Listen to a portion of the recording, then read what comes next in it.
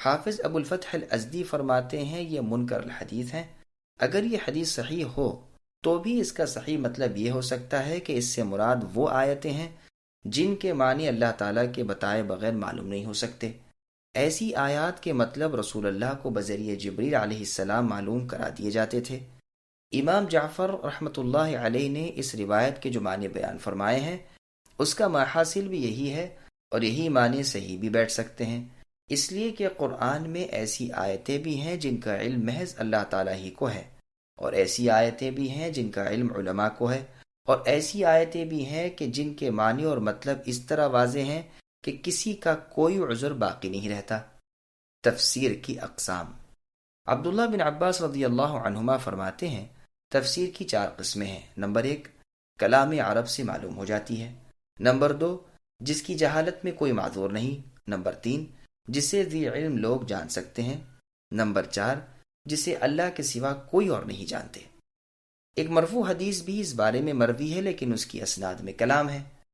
اس میں ہے کہ رسول اللہ نے فرمایا قرآن کا نزول 4 طریق پر ہوا ہے۔ نمبر 1، حلال و حرام کی آیات جن سے اگر کوئی ناواقف رہا تو اس کا کوئی عذر قیامت کے دن کام نہ آئے گا۔ نمبر 2، جسے عرب بیان کریں۔ نمبر 3، جو ذی علم جان سکے۔ نمبر 4، متشابہ آیات جن کا حقیقی علم بجز ذات باری تعالیٰ کے کسی اور کو حاصل نہیں، جو لوگ اس کو جاننے کا دعویٰ کریں وہ جھوٹے ہیں۔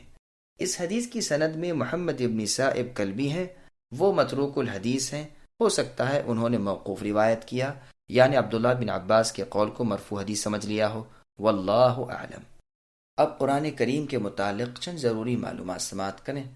قتادہ رحمۃ اللہ علیہ فرماتے ہیں سورہ بقرہ، سورہ آل عمران، سورہ نساء، سورہ مائدہ، سورہ براءہ یعنی سورہ توبہ، سورہ رعد، سورہ نحل، سورہ حج، سورہ نور، سورہ احزاب، سورہ محمد، سورہ فتح، سورہ حجرات، سورہ رحمان، سورہ حدید، سورہ مجادلہ، سورہ حشر، سورہ ممتحنہ، سورہ صف، سورہ جمعہ، سورہ منافقون، سورہ تغابن، اور سورہ طلاق، سورہ تحریم، سورہ زلزال اور سورہ نصر، یہ سب صورتیں تو مدینہ منورہ میں نازل ہوئیں اور باقی تمام صورتیں مکہ مکرمہ میں نازل ہوئیں۔ قرآن کریم کی آیتیں 6000 ہیں، اس سے اوپر اختلاف ہے، بعض تو اس پر زیادہ نہیں بتاتے، بعض 204 آیتیں 6000 سے زائد بتاتے ہیں، بعض 214 آیتیں، بعض 219، بعض 225، بعض 226۔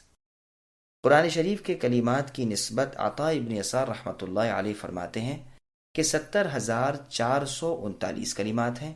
حروف کی گنتی کی بنسبت مجاہد رحمۃ اللہ علیہ سے مروی ہے کہ کل قرآن شریف کے حروف 3,21,180 ہیں۔ فضل ابن عطا ابن یسار رحمۃ اللہ علیہ فرماتے ہیں کہ کل حروف 3,33,015 ہیں۔ حجاج نے اپنے زمانے میں قاریوں، حافظوں اور کاتبوں کو جمع کر کے دریافت کیا کہ قرآن کریم کے حروف کی گنتی کر کے مجھے بتاؤ، تو سب نے حساب کر کے بالاتفاق کہا کہ 3,40,740 حروف ہیں۔ پھر حجاج نے کہا اچھا حروف کے اعتبار سے آدھا قرآن شریف کہاں ہوتا ہے؟ تو حساب سے معلوم ہوا کہ سورہ کہف میں وَلْيَتَلَطَّفْ کی فا پر ٹھیک آدھا قرآن ہوتا ہے، اور سورہ براءت کی 100 آیتوں پر قرآن کریم کا پہلا تہائی حصہ حروف کے اعتبار سے ختم ہوتا ہے، اور دوسری تہائی سورہ شعراء کی 16 آیت کے سرے پر یا 101 آیت کے سرے پر ختم ہوتی ہے، اور تیسری تہائی آخر تک۔ اور اگر منزلوں کا شمار کیا جائے یعنی قرآن کریم کو 7 منزلوں پر تقسیم کیا جائے تو پہلی منزل صدہ کی دال پر ختم ہوتی ہے جو اس آیت میں ہے فَمِنْهُمْ مَنْ آمَنَ بِهِ وَمِنْهُمْ مَنْ صَدَّ، اور دوسری منزل حبیطت کی تا پر ختم ہوتی ہے جو سورہ اعراف کی آیت اولئک حبطت میں ہے، اور تیسری منزل اکولوہا کے آخر الف پر جو سورہ رعد میں ہے، اور چوتھی منزل جعلنا کے الف پر جو سورہ حج کی آیت جعلنا من سکن میں ہے، اور پانچویں منزل مؤمنہ کی ہا پر جو سورہ احزاب میں آیت وَمَا كَانَ لِمُؤْمِنٍ وَلَا مُؤْمِنَةٍ میں ہے، اور چھٹی منزل السوء کی واو پر جو سورہ فتح کی آیت الظانین باللہ ظن السوء میں ہے، اور ساتویں منزل قرآن کے اختتام پر ہے۔ ابو محمد سلام الحمانی رحمۃ اللہ علیہ کا بیان ہے کہ ہم نے 4 مہینے کی متواتر محنت سے یہ سب باتیں معلوم کر کے حجاج ابن یوسف الثقفی کو بتائیں۔ حجاج کا معمول تھا کہ ہر رات پاؤ قرآن شریف پڑھا کرتا تھا، اس لحاظ سے پاؤ قرآن سورہ انعام کے خاتمے پر ہوتا ہے اور آدھا سورہ کہف کے لفظ وَلْيَتَلَطَّفْ کی تا پر اور پونا سورہ زمر کے خاتمے پر اور پورا اختتام قرآن پر۔ شیخ ابو عمرو الدانی نے اپنی کتاب البیان میں ان باتوں میں بھی اختلاف نقل کیا ہے۔ رہے قرآن شریف کے پڑھنے کے اعتبار سے حصے اور اجزاء تو مشہور تو 30 پارے ہیں، اور ایک حدیث میں صحابہ کرام رضی اللہ عنہم کا قرآن کریم کو 7 منزلیں کر کے پڑھنے کا بیان ہے۔ سورت کے لغوی معنی۔ سورہ کے لفظی بحث کے بیان میں بعض تو کہتے ہیں کہ اس کے معنی علیحدگی اور بلندی کے ہیں، چنانچہ نابغہ کے ایک شعر میں سورت کا لفظ اس معنی میں آیا ہے، تو اس کا معنی قرآن کی صورتوں کے ساتھ اس طرح ہوگا کہ گویا قرآن کا پڑھنے والا ایک منزل سے دوسری منزل کی طرف جاتا رہتا ہے، اور یہ بھی کہا گیا ہے کہ یہ شرافت اور اونچائی کے معنی میں ہے، اسی لیے شہر پناہ کو عربی میں سور کہتے ہیں، اور بعض کہتے ہیں کہ برتن میں جو حصہ باقی رہ جائے اسے عربی میں اسارہ کہتے ہیں، اور سورہ کا لفظ اسی سے لیا گیا ہے، چونکہ سورہ بھی قرآن کا ایک حصہ اور ٹکڑا ہوتی ہے۔ حمزہ کی تخفیف کر دی گئی، پھر حمزہ کو واو سے بدل دیا گیا۔ ایک قول یہ بھی ہے کہ سورہ کے معنی تمام و کمال کے ہیں، پوری اونٹنی کو عربی زبان میں سورہ کہتے ہیں، اور یہ بھی ممکن ہے کہ جس طرح قلعے کو عربی میں اس لیے سور کہتے ہیں کہ محلوں اور گھروں کا احاطہ کر لیتا ہے اور انہیں جمع کر لیتا ہے، اسی طرح چونکہ آیتوں کو سورت جمع کر لیتی ہے اور ان کا احاطہ کر لیتی ہے، اس کو بھی سورہ کہتے ہیں۔ سورت کی جمع سورن آتی ہے، اور کبھی سوراتن اور سوراتن بھی آتی ہے۔ آیت کے لغوی معنی۔ آیت کو آیت اس وجہ سے کہتے ہیں کہ آیت کے لفظی معنی علامت اور نشان کے ہیں، چونکہ آیت پر کلام ختم ہوتا ہے اور اول آخر سے جدا ہو جاتا ہے، اس لیے اسے آیت کہتے ہیں۔ قرآن میں بھی آیت علامت اور نشان کے معنی میں ہے۔